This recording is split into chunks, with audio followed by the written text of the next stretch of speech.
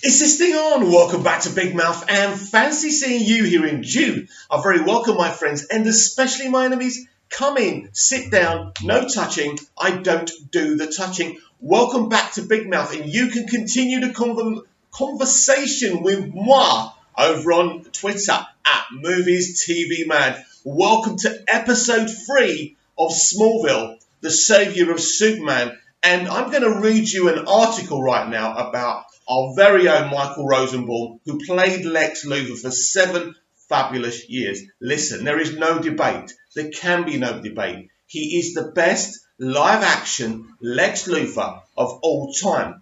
Thanks to his amazing, insightful performance, Michael gave this role and gave us, the fans, more than we ever deserved. He's one of these guys who could be larking about on set, but as soon as you call action, you're going to see an award-winning performance. The guy's a phenomenal actor and a phenomenal character. I mean, in real life, he's a clown. He loves to make people smile. But he is one of the greatest actors I've ever seen perform anything. The best, definitely one of the best actors on television, right? And I put him up there with the Game of Thrones actors, anyone, right? Anyone you want to compare him against. But for me, there's no debate. Michael Rosenbaum is the best. He was great. It was such a deep dish, his Lex Luthor. The arc that Alan Miles and all the rest of the writers constructed for him was beautiful. And him playing off John Glover's Lionel Luthor made it even more juicier. But even more juicy than that, of course, him being friends with Clark in Clark Kent's teenage years. That was massive and that was special. That's what made Lex's arc even more unique, diverse and impressive. So let's have a look here what Screen Rant have to say. Do you know what? Screen Rant were even talking about The Godfather the other day. Anyway, why Smallville's Michael Rosenbaum is still the best Lex Luthor? Lex Luthor has been brought to the big and small screens more than nearly every other comic book villain, but none have done it better than Michael Rosenbaum. Agreed. In Smallville, Rosenbaum's take on Lex Luthor debuted in the pilot episode of the WB series, becoming a key part of Smallville, which put a significant amount of emphasis on Clark's ever-changing friendship with Lex and how it evolved. As Clark grew closer to becoming Superman and Lex grew closer to becoming Superman's biggest enemy. Rosenbaum is one of the many actors to play Lex Luthor.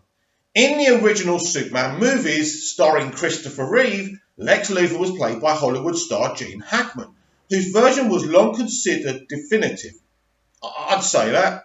Others have played the role as well, including John Shane, the Lois and Clark New Adventures of Superman, Kevin Spacey's Superman Returns, Jesse Eisenberg, Batman v Superman, Dawn of Justice, and most recently John Cryer in Supergirl. However, the most memorable version of Lex Luthor is Smallville's Michael Rosenbaum, who brilliantly captured the qualities one should expect from the Man of Steel's most hated enemy. Well, Superman doesn't hate anyone, not even Lex. But anyway, Rosenbaum was a series regular for 7 seasons and then returned to play the character one last time in the Smallville series finale, as Clark finally completed his 10-year journey. He brought the smugness, the intelligence, the intensity, and the sinister charm needed for a character like Lex Luthor. And unlike some live-action adaptations, Smallville and its cast of characters had the benefit of a TV format and multiple seasons. That's true. So you get to refine what you're doing. That is true. But still, his Lex Luthor was amazing from the first episode. Let's not forget that. So, yeah. Anyway. Where are we? Smallville gave Luthor a chance to grow, just as it gave fans a chance to see who Luthor was before becoming the mastermind everyone knows him to be. Smallville was able to take a pure evil criminal genius and make him into a human, yet character who viewers could understand and even relate to. Rosenbaum's Luthor was an extremely intelligent, curious person with an unquenchable thirst for knowledge. He wasn't evil by any means, but the potential was always there, which was hinted at in certain dark moments. In the beginning, Luthor genuinely liked Clark and deeply valued their friendship. I'm starting to cry already. despite the fact that Clark was hiding something from him. Another problem with Luthor was his relationship with his father, a person whose love he always wanted but didn't believe he could ever truly receive. His problems with his father and Clark's inability to return the trust that Luthor had placed in him led Luthor to make morally questionable decisions. As Smallville progressed, Luthor slowly evolved into the villain from the comics. His transformation became complete in Smallville Season 7. Well, it was pretty much complete in Season 6, but I know what they're saying. When Luthor ruthlessly murdered his father and said the perfectly written line, "I was raised in your shadow. Now you're going to die in mine." Yeah, I remember that. Very, very emotional, very.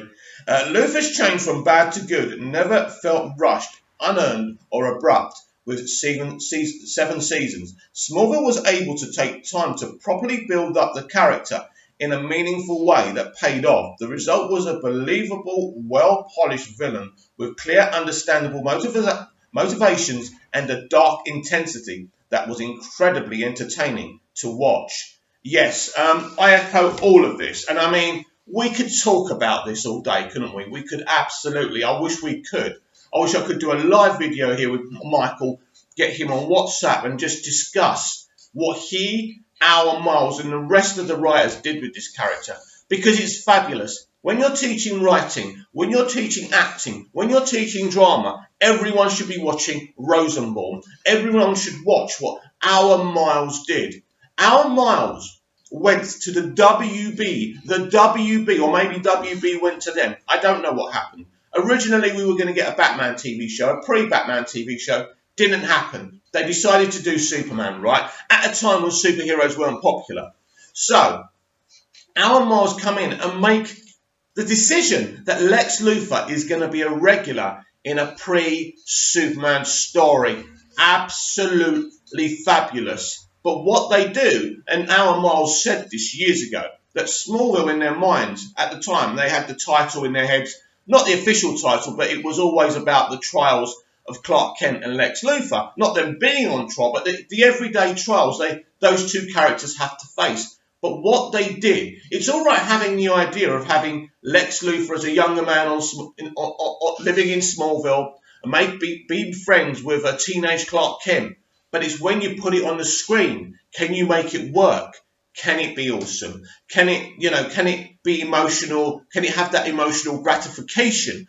And what they all did, from Michael Rosenbaum to Al and Miles, they did a fabulous job putting that together. And one of the early things that really attracted me to Smallville was the fact that Lex Luthor was a regular on this show. He lived in Smallville, but his friendship with Clark, trust me, Clark, our friendship will be the stuff of legends. If you don't cry when you watch that, you're not human. You know where this is going. You know where it's going. And what's fabulous about this show, if you don't know anything about it, if you rewatch it now, you binge it, you don't know when he's going to turn.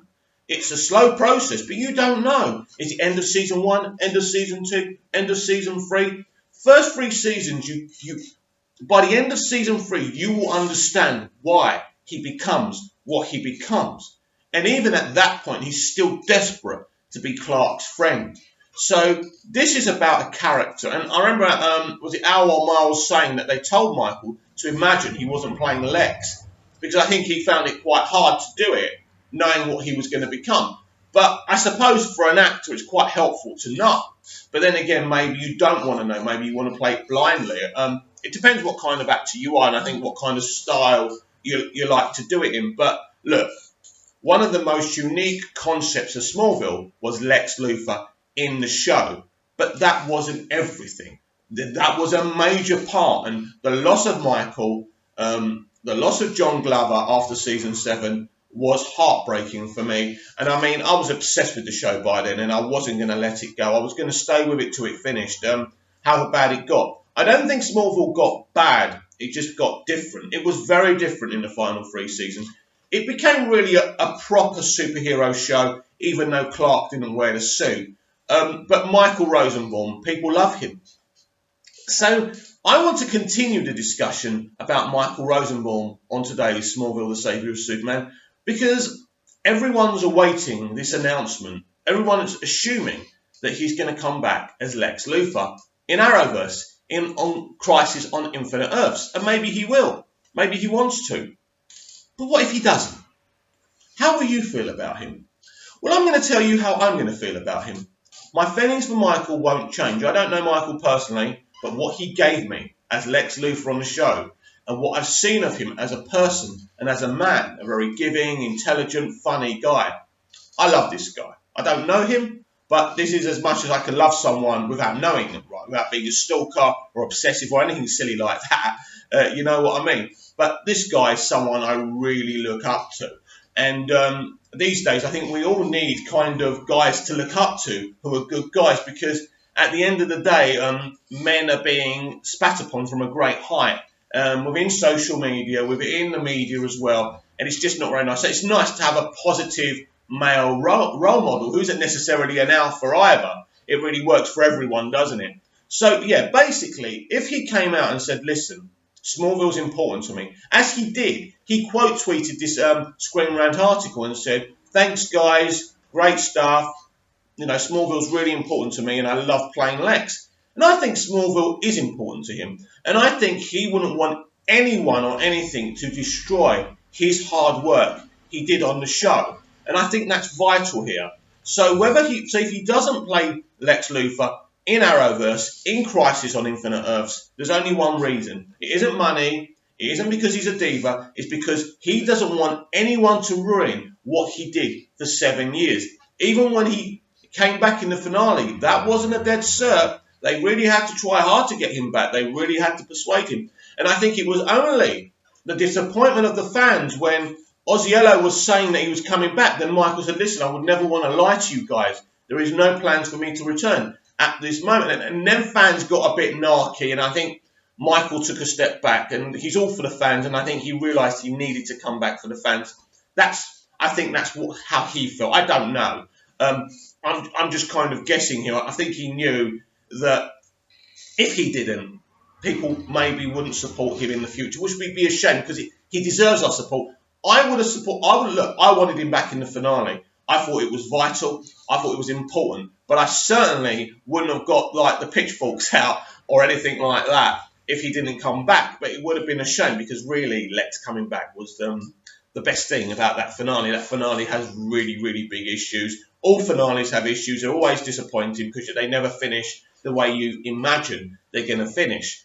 But I love Smallville, and nothing's going to change my love for it. And Michael Rosenbaum is a unique guy, a unique actor, and the best Lex Luthor. There is no debate, and no one's ever going to change my mind about that.